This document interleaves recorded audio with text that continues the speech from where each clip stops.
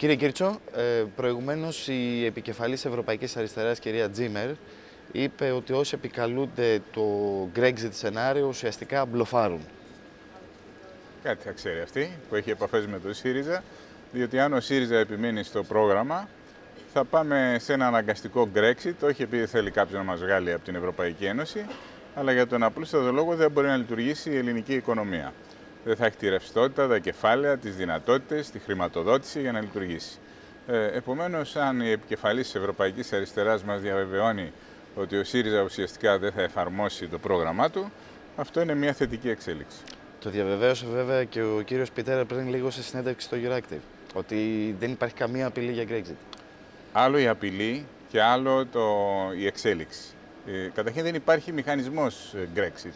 Δεν υπάρχει μηχανισμός αποβολής οποιασδήποτε χώρας μέλους και δεν υπάρχει καμία πολιτική πρόθεση. Αλλά όσοι λένε ότι δεν υπάρχει πιθανότητα για Brexit, ταυτόχρονα επισημαίνουν, με εξαίρεση την επικεφαλής υποθέτω της Ευρωπαϊκής Αριστεράς, ότι για να παραμείνεις στο ευρώ και να μπορέσεις να λειτουργήσεις, θα πρέπει να εκπληρώσεις τα μέτρα που έχει ήδη υπογράψει η ελληνική κυβέρνηση, υπάρχει συνέχεια δηλαδή του κράτους, και θα πρέπει να κάνεις και τις αναγκαίες μεταρρυθμίσεις για να γίνει πιο ανταγωνιστική η οικονομία σου. Διαφορετικά δεν θα έχει νόημα η παραμονή σου στο ευρώ, δεν θα μπορείς να λειτουργήσεις, να ανταγωνιστείς. Προσφάτως είπατε ότι από τον 26 Ιανουαρίου η οποιαδήποτε κυβέρνηση θα αναγκαστεί να επιβάλλει νέα μέτρα. Ναι. Το οποίο έρχεται σε αντίθεση με αυτό που είπε ο Πρωθυπουργός, ότι θα υπάρξουν κάποιες σταδιακές φοροελαφρύνσεις. Επειδή ήμουνα στην ομιλία του Πρωθυπουργού, μίλησε με ορίζοντα το 2021. Εάν λοιπόν ολοκληρώσουμε το πρόγραμμα προσαρμογής, εάν καλύψουμε το χρηματοδοτικό κενό, εάν βγούμε στις αγορές, εάν πάμε καλύτερα, θα γίνουν και αυτά που περιέγραψε με πολύ ωραίο τρόπο ο κ. Σαμαράς. Αλλά εάν δεν προσαρμοστούμε, εάν δεν χρηματοδοτηθούμε και αν δεν μπορέσουμε να βγούμε στις αγορές, δηλαδή παραμείνουμε στην κατάσταση στην οποία βρισκόμαστε σήμερα, τότε νομίζω δεν θα υπάρχει και δυνατότητα για μείωση φορολογίας. Ο κ. Σαμαράς ήταν πολύ προσεκτικός. Αντίθετα, ο κ. Τσίπρας έχει ήδη μειώσει τη φορολογία. Παρά το πρόγραμμα παροχών 11,5 δις ευρώ που ανακοίνωσε, προβαίνει και σε μείωση της φορολογίας, κατάργηση για παράδειγμα άμεση του έμφυα. Επομένως, όλοι καταλαβαίνουμε τι πρόκειται να συμβεί.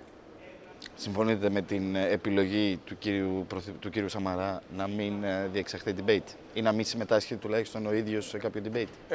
Εντάξει, έχει μια λογική από την πλευρά του αυτή η απόφαση, αλλά όπως έχω πει ήδη στις ελληνικές τηλεοράσεις, εγώ είμαι υπέρ του διαλόγου, του δημόσιου, ακόμα και αν ο συνομιλητής σου δεν σε σέβεται απόλυτα, γιατί αυτό που μας ενδιαφέρει είναι η ενημέρωση της κοινής γνώμης, έστω και σε αντίξωες πολιτικές συνθήκες.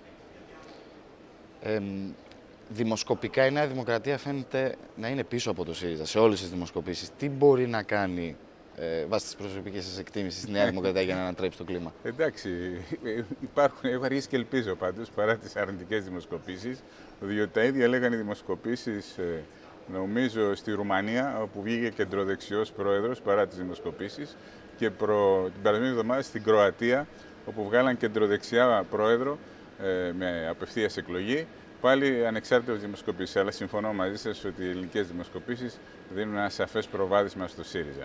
Νομίζω είναι ένας παράγοντας, το αποτέλεσμα θα κριθεί σε πολλά επίπεδα. Δηλαδή, θα συσπηρωθούν οι ψηφοφόροι των μικρότερων δεξιόστροφων και ακροδεξιών κομμάτων γύρω από τη Νέα Δημοκρατία, ή θα επιβραβεύσουν τις ηγεσίες τους, οι οποίες δεν ψήφισαν πρόεδρο Δημοκρατίας και έτσι ευνηδίασαν πολιτικά την κυβέρνηση που δεν έχει ολοκληρώσει το πρόγραμμά της και δώσανε τη μεγάλη πολιτική ευκαιρία στο ΣΥΡΙΖΑ.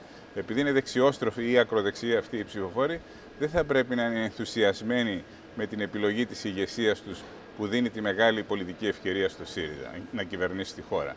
Μετά τι θα κάνουν οι κεντροαριστεροί ψηφοφόροι, οι οποίοι διαφοροποιούνται από τη Νέα Δημοκρατία και σήμερα είναι στο ΠΑΣΟΚ, στο Ποτάμι, στο κόμμα του κ. Παπανδρέου. Ταυτόχρονα όμως θεωρούν ότι η επικράτηση του ΣΥΡΙΖΑ μπορεί να δημιουργήσει τεράστια προβλήματα, οικονομικά κυρίως προβλήματα στην Ελλάδα, αποξενώνοντάς μας από την Ευρωπαϊκή Ένωση. Δεν πρέπει αυτοί να δώσουν μια πολιτική ευκαιρία στη Νέα Δημοκρατία, παρά τις δικαιολογημένες, γιατί τις έχω αναλύσει και εγώ αυτά τα θέματα, τα έχω αναλύσει και εγώ, τις αντιρρήσεις τους για τις επιλογές της κυβέρνησης Νέας Δημοκρατίας. Αλλά σε τελική ανάλυση η Νέα Δημοκρατία είναι το βασικό ανάχωμα που μπορεί να αποτρέψει αντιευρωπαϊκές περιπέτειες τύπου ΣΥΡΙΖΑ. Και επίσης υπάρχουν και οι ψηφοφόροι μη προνομιούχοι, οι ψηφοφόροι που έχουν καταστραφεί από την κρίση, και εκεί έχει ευθύνες η κυβέρνηση της Νέας Δημοκρατίας κατά την άποψή μου.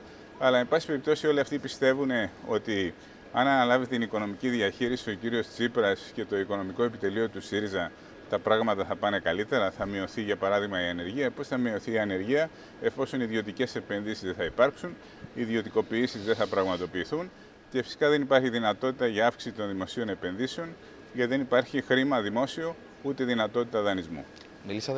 Τελευταίο ερώτημα, μιλήσατε για περιπετειώδη σενάρια. Ο επικεφαλής των Ευρωσοσιαλιστών είπε προηγουμένως είπε σήμερα ότι ελπίδα των Ευρωσοσιαλιστών είναι να συσταθεί μετεκλογικά μια προοδευτική κυβέρνηση με όλα τα αριστερά κόμματα, κάνοντας άνοιγμα ουσιαστικά και στο ΣΥΡΙΖΑ. Πώς σας φαίνεται αυτό το σενάριο? Τι να σας πω, αυτό το σενάριο... Προσωπική εκτίμηση. Αυτό το σενάριο θα πρέπει καταρχήν να το εξηγήσουν στην αριστερή πτέρυγα του ΣΥΡΙΖΑ, η οποία προς το παρόν δεν δέχεται ούτε υποψήφιους οι οποίοι, για παράδειγμα, δεν είναι αντιμνημονιακοί. Και επειδή βέβαια ο κύριος Τσίπρας έχει βάλει τους βουλευτές τους με εντελώς αντισυνταγματικό τρόπο και τους υποψήφιους βουλευτές του και έχουν υπογράψει τις παραιτήσεις τους και απομένει στην ηγεσία να συμπληρώσει την ημερομηνία, αυτό είναι ένα μέτρο που δείχνει ότι δεν εμπιστεύεται τη μελλοντική κοινοβουλευτική του ομάδα. Δηλαδή θα προσπαθήσει να χαράξει μια πορεία, είναι σίγουρος ότι πολλοί δεν θα τον ακολουθήσουν και από εκεί και πέρα θα εμφανίσει τις προχρονολογημένες παραιτήσεις τους. Αυτά τα πράγματα βέβαια είναι εξωφρενικά από άποψη λειτουργίας του πολιτεύματος, αλλά δείχνει ότι δεν υπάρχει εσωτερική συνοχή στο ΣΥΡΙΖΑ και αυτό επιβαρύνει και περιορίζει τη δυνατότητά του να διαχειριστεί αποτελεσματικά την οικονομική και κοινωνική κρίση. Και εγώ θα ήθελα, σε περίπτωση επικράτησης του ΣΥΡΙΖΑ, ένα άνοιγμά του προς την κέντρο-αριστερά, αλλά αυτό θα πρέπει να εξηγηθεί στο εσωτερικό του ΣΥΡΙΖΑ. Δεν είναι δική μου υπόθεση, υποθέτω ούτε και του κυρίου Πιτέλα. Σας ευχαριστώ πολύ. Εγώ ευχαριστώ.